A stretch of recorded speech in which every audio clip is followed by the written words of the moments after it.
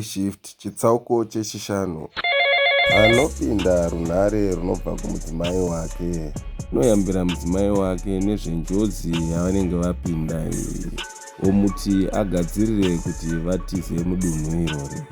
Anoramba achigumura mavhempaya anenge akamusonaya kugumisira asarwa nemumwe chete anenge ane ngoro yemoto. Panguva iyo anobva asvika pane bako risingakwane muchovha wake, ozoita zvekupedza mweya mumavhiri kuti mota ipinde.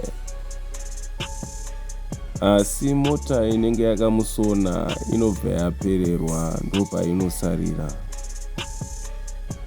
Jimmy Fox anonosvika kumba achitarisira kuti achangosvikunotora mhuri yake nekurova pasi, obva asvika akagarirwa namambokadzi nevanhu vavo.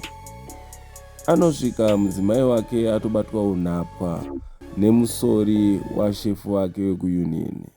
Mudzimai waBuddy anoratidza kushushikana sezvo aisanzwisisa kuti chii changa chakutora nzvimbo.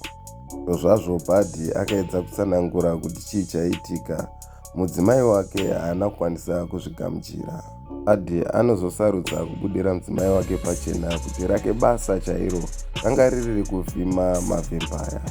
Izvi zvinokatyamadza mudzimai wake panguva iyoyo, nekuti anenge achiedza kuda kuzvigamuchira nekuzvinzwisisa kuti zvakadaro zvingaitike. Ari mukusazvitenda, paanocheuka anozoona mavhempaya aya akaburitsa mapadza emazino.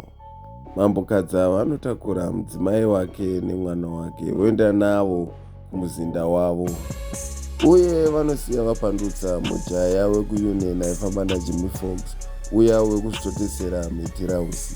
Anoona kuti mumwe wake chave chigori toto. Tosangana muchikamu chechitanhatu.